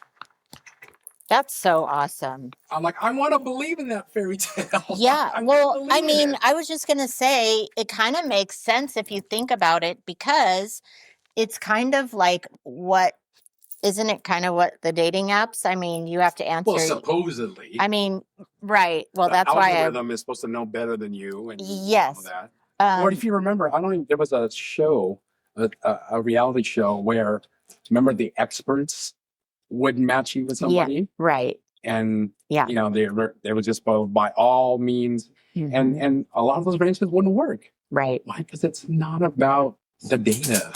Mm-hmm. You can't put a value on the feeling. You can't put a value on how this person impacts you. That's true. And like when you leave there, you know, one thing that really hits hard with me, when I get engaged in a conversation, it didn't always lead anywhere, but where you have a conversation over a span of a week, and you just feel like you've known them for your whole life. It's such a cool feeling. But a lot of those relationships just turn into great friends. That's true. And that's okay. That's totally okay. Right. Because ultimately, I want to fall in love with my best friend. Yeah. I'll have it no other way. I talk to so many of my friends about how companionship is needs to be prioritized because you want to fall in love with your best friend. You want them to be your companion, and you could build off of that. Because if you're just going for surface level, he's got to be hot, 6'4", blah, blah, blah, blah, blah.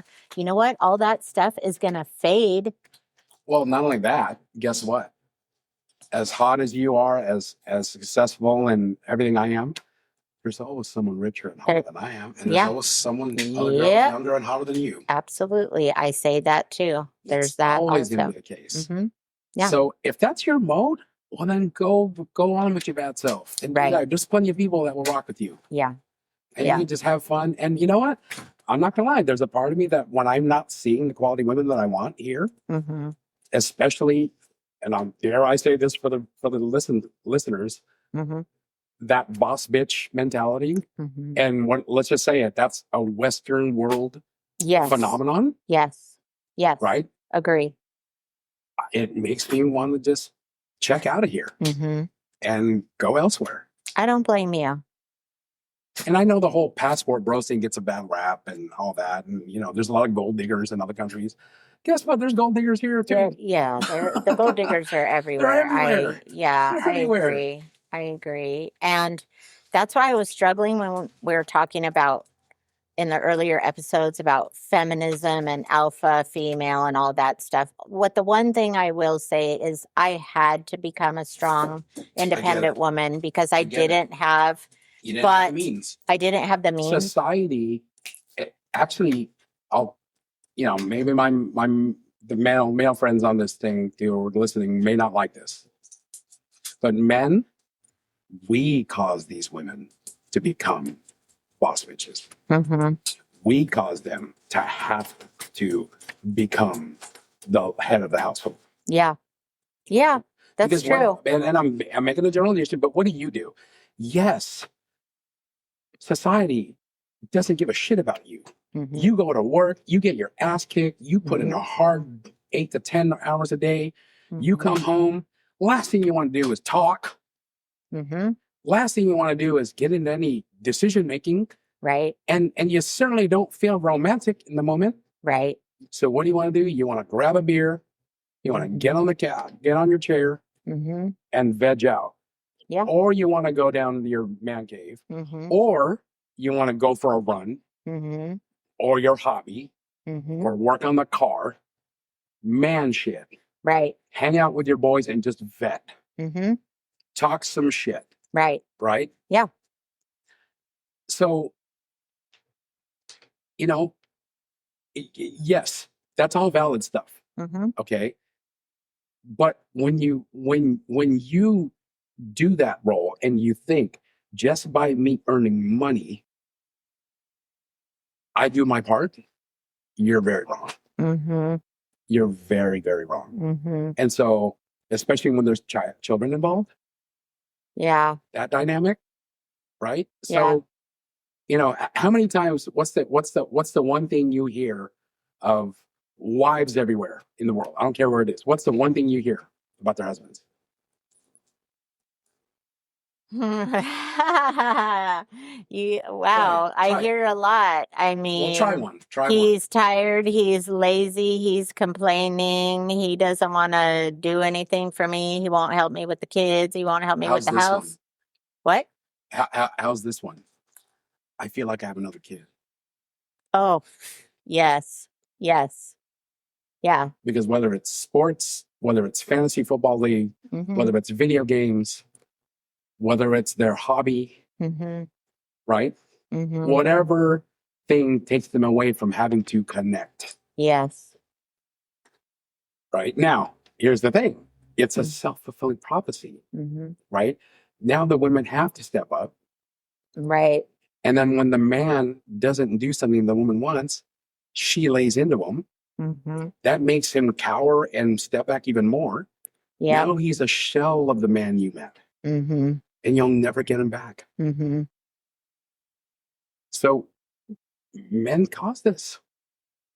Yeah. Men cause now, here's an interesting thing. We're unpacking so much. Okay, this is crazy. I know, but then you get the whole why do women like bad boys? guess what? They're not all bad boys. They just have fucking boundaries. And they're going to say to you, I don't like this. And if you feel like you need to get all prettied up and go out with the girls and go to bars where there's alcohol and you want the attention of men, and even if you're going to deny them all,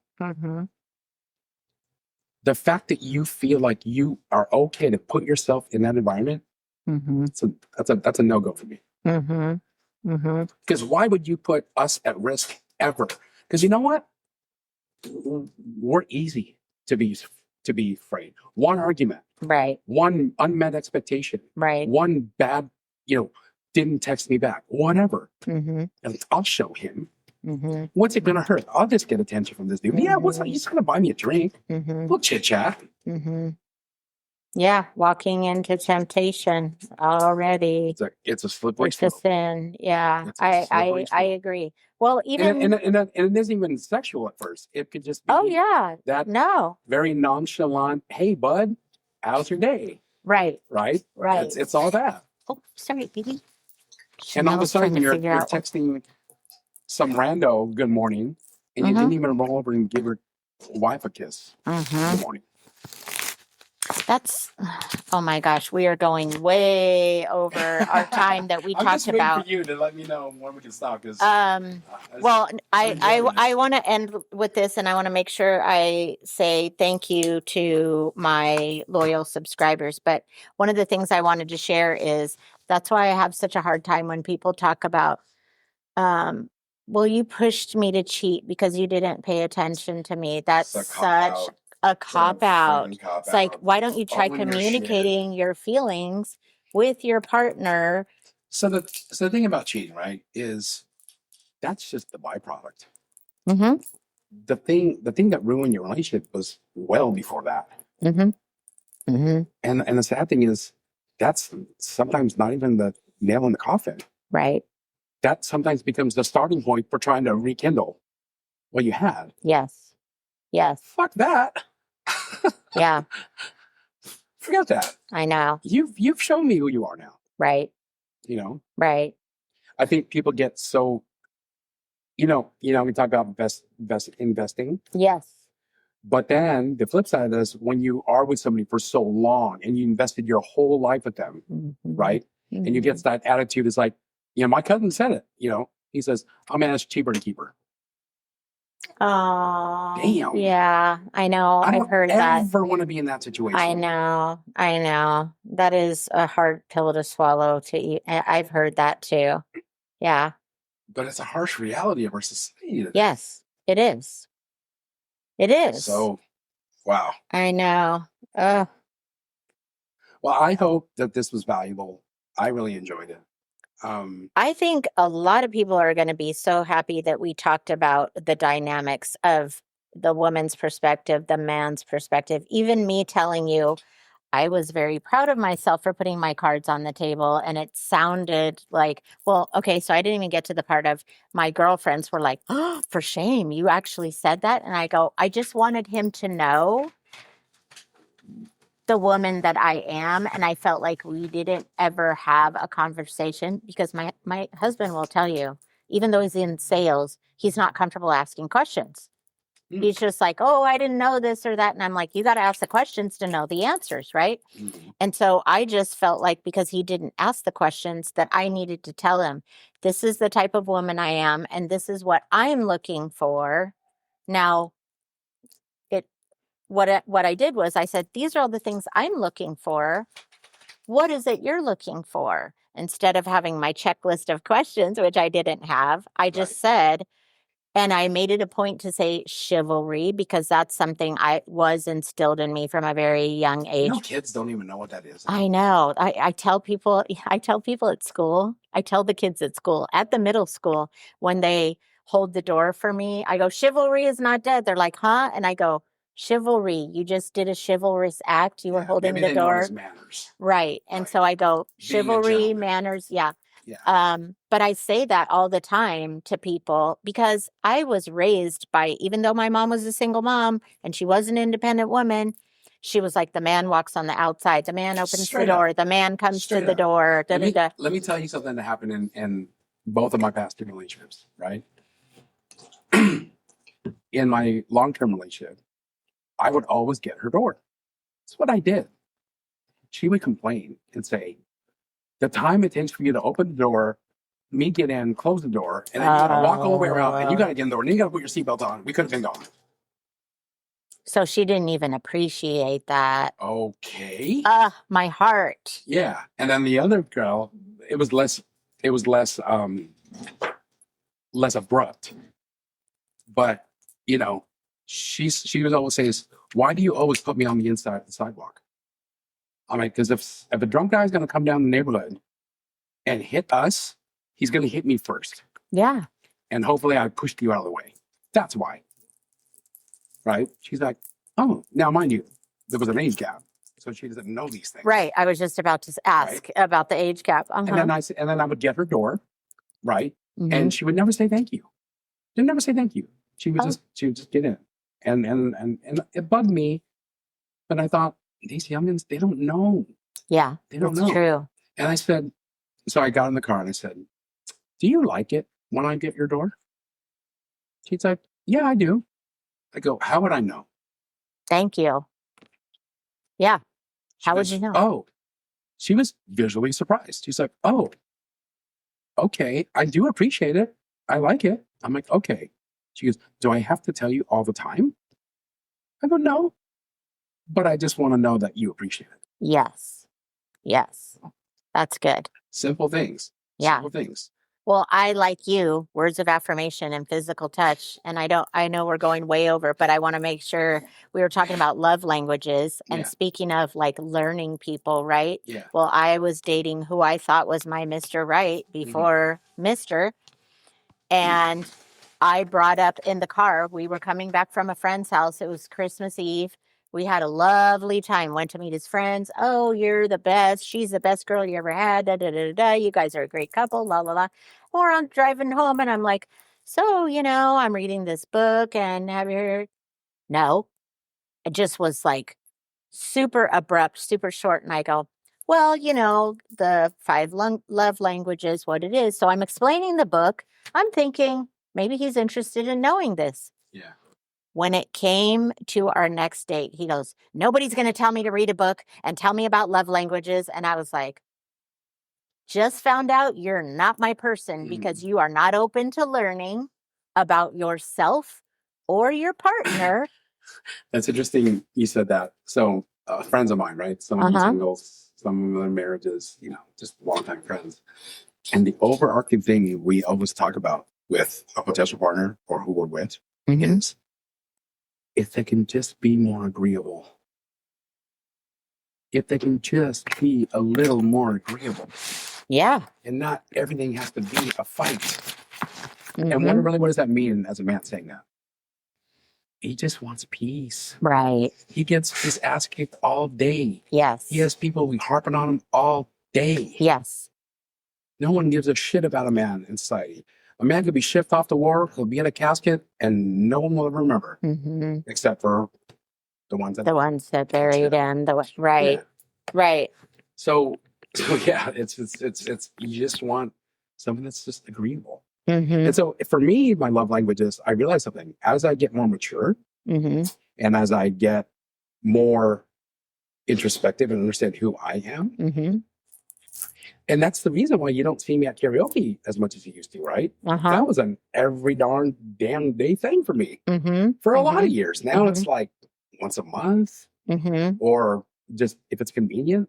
And usually when I go, I'm like 1-2 songs max and I'm out. And then you're out. Yeah, that's true. That's my MO now, right? Because I'm there for my fix. My breathing, got that out. I can move it. I can keep it moving now. Right. Right. But I noticed with me now is that what used to be overwhelmingly words of affirmation and physical touch to the point of about like 80% between the two. Again, it's overwhelming. I've taken the test over again with my journey and my work and my understanding. And now, believe it or not, I'm darn near 25% or 20% on all 5 of them now. Interesting. Give and take, right? So But it's changed throughout what it time. means is I need the whole package. I want the whole thing. I want the quality time. Right. Because if I think you're hot and I want physical time, well, quality time, yes. Sexy time is quality time. Yes. Right? I want random acts. I love gifts. Now I love giving gifts more than I receive them. Same. It's so funny that we're it's not even the gift, it's the thought. It's the thought. Yes. I'll give you one thing, and I know we're running over, but this is just really important in my last relationship. I love the Raiders. It was my birthday. She bought me a bunch of Raiders gear. Now, it was very thoughtful. Yeah. But I also found out that she didn't buy it on Amazon and all that. She was late and had to get to a sports store. And when you go to those places, you're paying top dollar for that stuff. So she hands it to me, and I'm putting it all on. And she goes, "Oh, that looks good on you." I'm like, "Yo, thanks, hon. I love it." She goes, "You better wear it, because I just spent $400 on this shit." No, she ruined it by saying that. Why? And my first inclination is, you know what? Return it all. I'll get my own shit. Right. Then it's not. And why it's didn't not I authentic. walk at that moment? Why didn't I walk at that moment? Because I put her on a pedestal. And I was like, well, at least she got you something. Why should I fucking settle for the scraps? Why am I afterthought? Why am I last minute thing? And why the hell, after you just got a Louis Vuitton bag from me 3 months earlier, would you complain about $400? So, but the crazy thing about that is that I actually showed her grace. You know, I was like, you know, I bargained with myself to say that, well, at least she got it, and I like this stuff. So and I'm sure your boys were like, "Oh, she bought you this, your woman bought you that. Oh, that's dope, right? You know, yeah. I got a drill, you know, or whatever, right? You know, right? And I won't even buy me the jersey. Yeah. I just got the hat or the scarf. And then I was like, yeah, you know what, you're right. That was pretty cool, huh?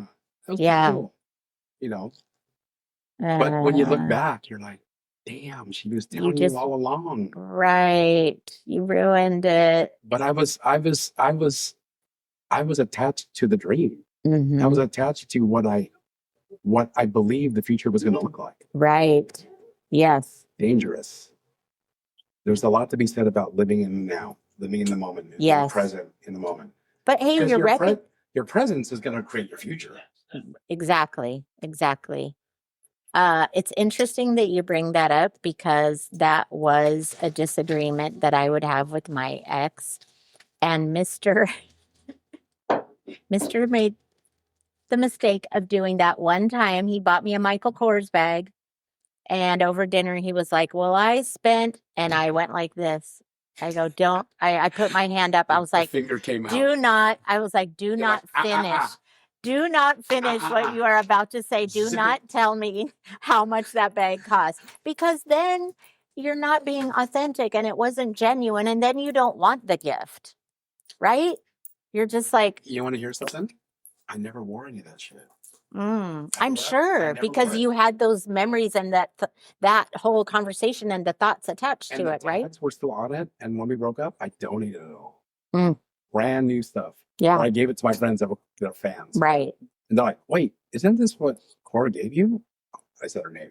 "Isn't this what your girl gave you?" I'm yeah. Like, yeah. Goes, well, why are you giving it to me? Because I don't want it. Right. I just don't want it. Yeah. I was like, okay, score for me.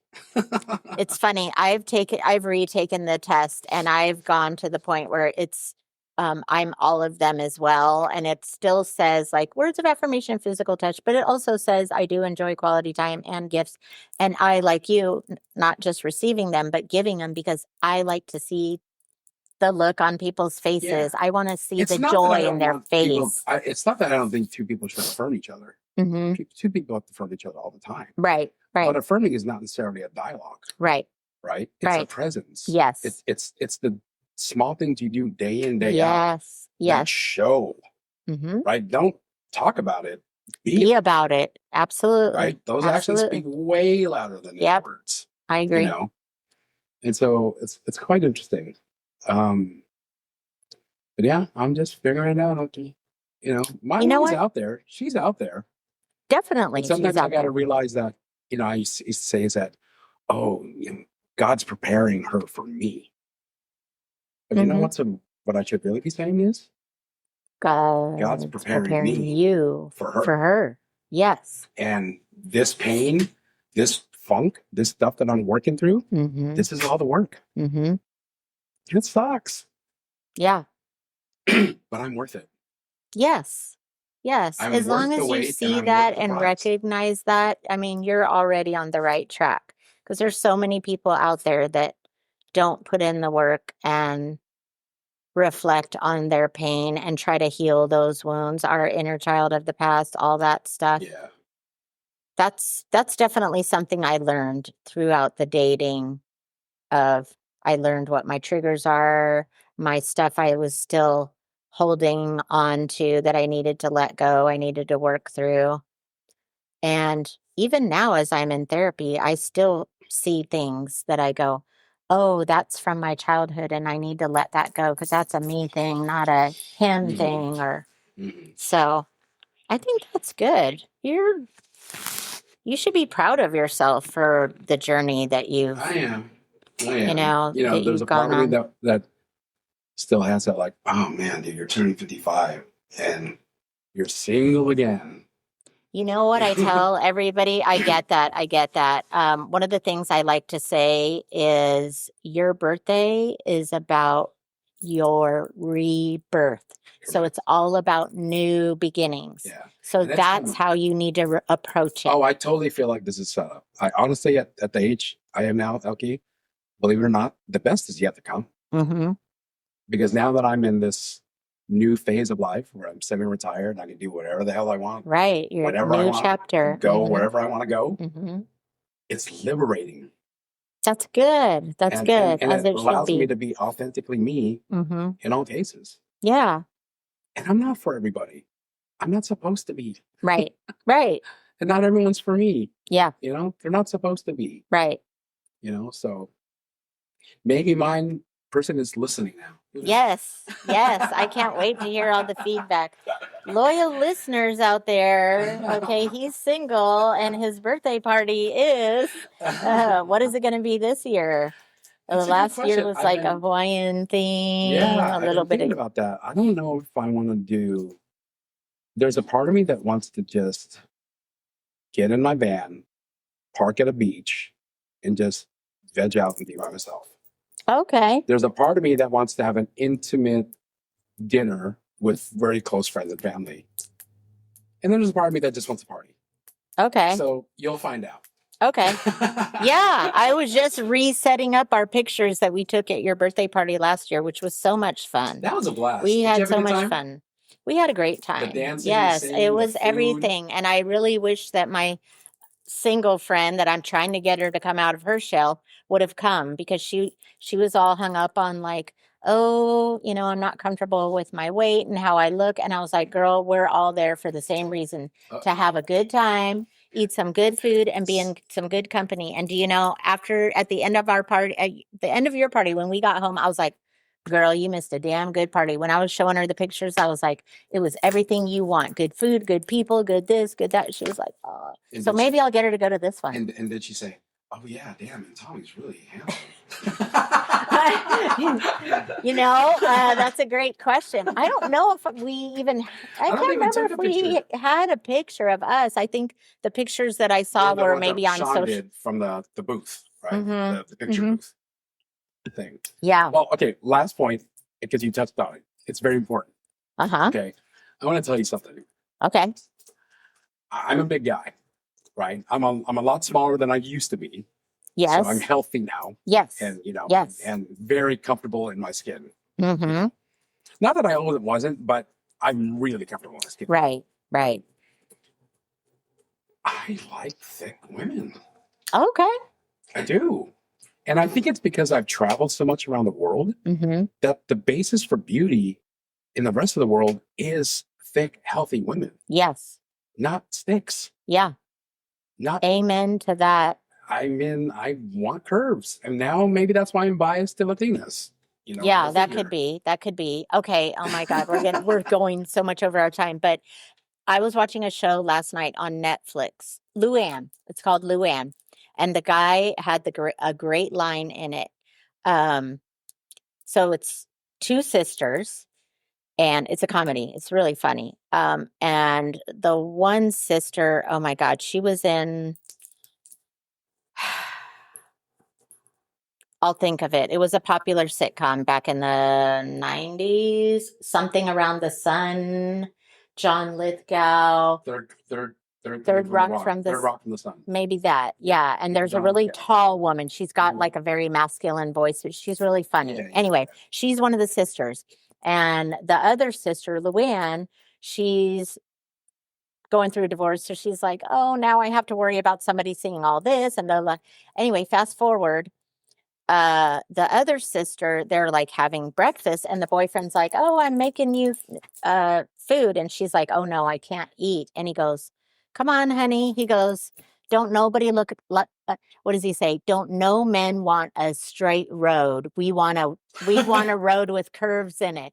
And I probably butchered it and delivered that wrong. But in that moment, I was like, I like that line. Don't no man want a straight road. He wants some curves in it. You've heard me sing Body Like a Back Road. Yes. Yes. Yeah. Yes. I know. I was like, it's good to know that not all of us have to be Victoria's Secret models. And, for me, it's not only about the body shape, right? But it's how you work it, right? If you're dressing all hoochie mama and letting it all hang out, not for me. Right. Because that tells me something completely different about you. Right. You're trying too hard. Yes. To get validation. To get validation and attention in the wrong way. But when you're classically thick and like you're just working you. Yeah. So sexy. Yes. I agree. I have a good friend. And she's going through a divorce right now. And she's doing the whole, the divorce 30. Losing the weight. Yeah. I got like right. Hot girl summer, all that. And she's, now she's got a roster, and she's kind of she's in her hoeing it out stage for a little bit. Okay. Yeah. We've all done that after a long divorce. Sure. Yeah, a long marriage and a divorce. And I told her, I go, you know what? And we're very close, so we just say whatever we want to each other. Yeah. I liked you thicker. Oh, that's nice. I liked you thicker. Yeah. And then now what's funny about that is that we'll be out and we're buds. So we'll dance together. And then sometimes I'll dance with somebody else and she'll dance with somebody else. But on a couple occasions, I was dancing with somebody and she would walk right in the middle between us, turn around to the girl and say, bye-bye. And then start dancing with me. Oh. And I'm like, what the fuck? Like, couldn't you just wait? She goes, that girl's no good for you. Interesting. I'm like, how do you know that? She goes, because I know you. I'm like, okay, what was not good about her? I don't know. I just had a feeling. And I said, and just to be cheeky, I said, is it because she's thick and you're not anymore? Wow. Yeah. Well, you don't like you don't like this version of me anyway, so I'm just looking out for you. I'm like, all right, cool, no problem. Interesting. I have to say, my cousin met her, and my cousin says, "Oh, she's so." And my sister met her. She's like, "She is so into you, but she's just fronting." I'm like, whatever. We'll see. Wow. Yeah. The plot thickens. Stay tuned for the next episode where we talk about. And she's amicable to going on this vacation. Okay. She's like a BFF, but she's down. And I'm thinking, yeah, that might not end well. Right. Because when in Rome. Right. So, Interesting. I think it's just a lot of talk. It's a lot of talk. So I just indulge her talk. Right. Well, it's good. It's good to have friends of opposite sex and share your thoughts and opinions and be honest. about it. Yeah. That's nice. Okay, well, we've definitely gone way over our time, but hopefully everybody has enjoyed it. More than they bargained for we today, are like going on 2 hours here. I'll be spending the rest of my night editing and submitting the pod. No, just kidding. Thank you all for tuning in. Thank you for listening. Thank you for being here, Tommy. I'm confident that everybody is going to want more. So I'm down. Yeah. Just a conversation. Yes. You don't got to agree with me or us or what we do. Yes. What I want to share with the listeners is that we have so many topics to talk about, like our health journey, our going from relationship to single journey, and we have so many. We're both in the tech industry. We just have so many similar things to talk about. Yeah, so that'd be fun. Definitely more to come, ladies and gents. Remember to like and share and subscribe. It helps the algorithm. And want to give a shout out to all my loyal listeners and all my loyal subscribers. Roger Havens, thank you for being a loyal subscriber. Appreciate you. I hope you got some insight from an expert over here, Tommy, the expert dater. No, it's just Roger is a little bit more shy and quiet and always appreciates a man's perspective. So I think it's going to be helpful. Speaking with any one of your listeners on one, one little session just to get some insights. Yes, I love that. I go there a lot. And I'm not shy about talking about it. And that's the whole reason I wanted to start the pod is because I go, what's that saying? Jill of all trades, master of none. Yeah. Just because of our life experiences have brought us to where we are now. Believe it or not, we're more alike than we all think. Yeah. Just gotta peel back the layers and listen basis, and right? If we see past each other's hurts, maybe we have a shot. Right. So thank you, everybody. Appreciate the time. Yes, we're definitely going to be taking questions, and please send in your questions, your feedback. We would love to have you on the show. We would love to hear the thoughts. I'm hopeful that Tommy and I can morph this into a joint podcast together, and would love to hear your feedback, your questions, to text in the app. It allows you to do that. Thank you to Kara of lovemyartist.etsy.com. Check out her site. She's got amazing artwork, musical talents, a little bit of everything. Angie Germer of Thrive Lavelle, for any of you that need help in filling the nutritional gaps to lose weight or gain more energy. Angie Germer at LavelleThrive.com. All of these links are in my podcast. Thank you, Mike Kaufman, for being a loyal listener and subscriber. Thank you to Lisa Roberts Curbello. Appreciate you. Miss you. Kyle Few, Commitment to Love. Love is a verb. If you haven't checked it out, you should. You can find it on Amazon via Audible. And I think I covered everyone. Jeff Pata, namaste. Hopefully you appreciated hearing our back and forth exchange. Jeff Pata wants to be on the show too, and he's a single guy, same age-ish. So he has a lot of thoughts and ideas and opinions. So we should do one with Jeff. That should be a good time. That'd be interesting. Another gentleman's opinion. Yes, I would love that. Yeah, definitely. Okay, think that's it. I think I gave all my kudos and my thank you to everyone. Remember, like, share, and subscribe. It helps the algorithm. Thank you to you, Tommy, for being a wonderful guest and us talking up a storm. I look forward to our next pod and what we're going to get into together. Elki, maraming salamat po. Now you have to tell me what that means. That means thank you very much. Oh, okay. Well, thank you. Appreciate it. Okay, guys. Well, you know what we say at the end. Ciao for now.